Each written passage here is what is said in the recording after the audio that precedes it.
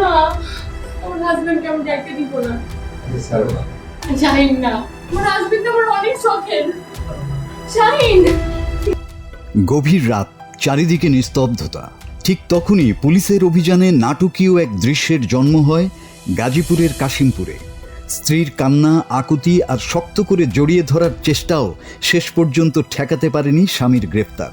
Gazipur city কর্পোরেশনের ৩ নম্বর ওয়ার্ডের সাবেক কাউন্সিলর শাহিন মোল্লাকে ভোর ৩টার দিকে কাশিমপুরের সারদাগঞ্জ এলাকা থেকে এভাবেই গ্রেপ্তার করেছে পুলিশ।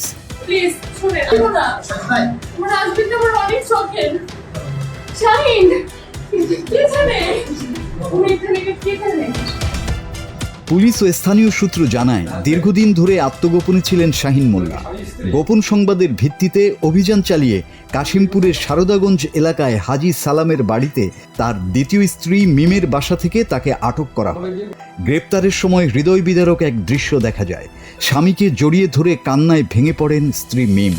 পুলিশকে উদ্দেশ্য করে বারবার বলতে থাকেন, আমার হাজবেন্ড আমার অনেক শখের, আমার হাজবেন্ডকে আমি যেতে দিব না। তবে স্ত্রীর সেই আকুতি উপেক্ষা করেই শেষ পর্যন্ত শাহিন মোল্লাকে নিয়ে যায় পুলিশ। স্থানীয়রা জানান, একসময় আওয়ামী লীগের রাজনীতির সঙ্গে সম্পৃক্ত ছিলেন শাহিন মোল্লা। তবে কাঙ্ক্ষিত পদ না পাওয়ায় তিনি দলীয় কার্যক্রমে খুব একটা সক্রিয় ছিলেন না। গত ৫ আগস্টের পর দেশের রাজনৈতিক পরিস্থিতি পরিবর্তনের পর সম্ভাব্য গ্রেপ্তার এড়াতে তিনি আত্মগোপনে চলে যান। কাশিমপুর থানার ওসি মোল্লা খালিদ হোসেন জানান, বিশেষ ক্ষমতা আইনে শাহিন মোল্লাকে গ্রেপ্তার করা হয়েছে। তার বিরুদ্ধে কাশিমপুর থানায় একটি মামলা রয়েছে।